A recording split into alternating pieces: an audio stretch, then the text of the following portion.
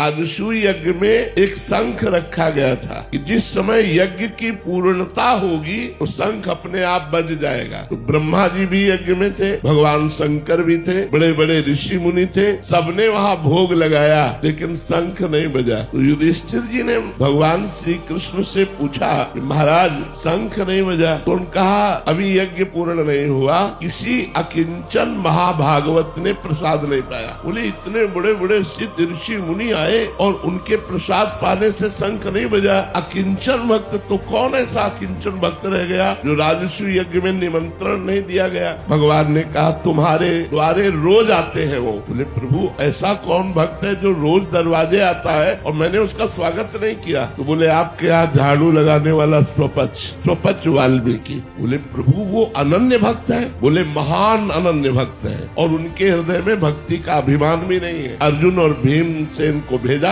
जाओ उनके घर और उनको निमंत्रण देके बुलाओ और रसोई तैयार करें द्रौपदी, और जब उनको सम्मान से पवाओगे तब यज्ञ पूर्ण होगा। तो स्वपच वाल्मीकि के यहाँ जब अर्जुन और भीम जी गए तो वो रो रहे थे भगवान का नाम जप करते हुए। हा कृष्ण हाँ कृष्ण। भीमसेन ने देखा कि अरे इनको तो कोई जानता ही नहीं कि ऐसे महान भक्त हैं। ये तो एक हाथ में डलिया एक हाथ में झाड़ू लिए दोना पत्थर वहाँ उठाते, लेकिन ऐसे महान भक्त जो इस साष्टांग दंडवत किया। तुम कहा अरे मालिक आप ये क्या कर रहे हो, हम तो आपके नौकर हैं, हम तो आपके द्वारा पोषित है। उन्होंने कहा भगवान श्री कृष्ण ने अब आपका रहस्य खोल दिया है, अब आपको निमंत्रण देने आए हैं और आपको। बोले हम तो रोज जूठन पाते हैं, हमें निमंत्रण की क्या जरूरत। बोले नहीं भगवान ने कहा, भगवान की तरह प्रलय कोप से कहा कि मैं छुप करके आपका भजन करना चाहता हूँ, लेकिन आप प्रकाशित ही करना चाहते हैं। तो यदि आप प्रकाशित करना चाहते तो मैं छुप कैसे सकता हूँ, अवश्य आऊंगा। तो उनको पालकी में बैठाल करके राजसूय यज्ञ में बुलाया गया। द्रौपदी जी ने स्वयं भोजन तैयार किया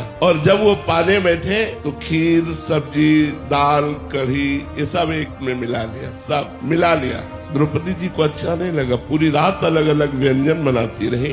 स्वपच वाल्मीकि जी ने पाया लेकिन शंख नहीं बजा। युधिष्ठिर जी ने कहा महाराज आप तो कह रहे थे अकिंचन महाभागवत स्वपच जी जब पालेंगे तो शंख बज जाएगा। बोले शंख तो बज जाएगा लेकिन अपराध हो गया, इनके प्रति किसी ने अपराध कर दिया इसलिए शंख नहीं बजा। किसने किया? तो द्रौपदी जी ने कहा मेरे मन में एक बात आई प्रभु, पूरी रात सुंदर सुंदर पकवान बनाती रही, एक में मिला लिया तो मुझे लगा कोई राजा महाराजा होता तो वो स्वाद जानता, ये क्या जाने स्वाद, इसीलिए एक में मिला लिया, ऐसा मेरे मन में आया। बोले तो वैष्णव अपराध बन गया, वैष्णव में दोष दृष्टि बन गई, इनके चरणों में प्रणाम करो। प्रणाम किया। जे ही द्रौपदी जी ने प्रणाम किया बड़ी जोर से शंख गर्जना होने लगी।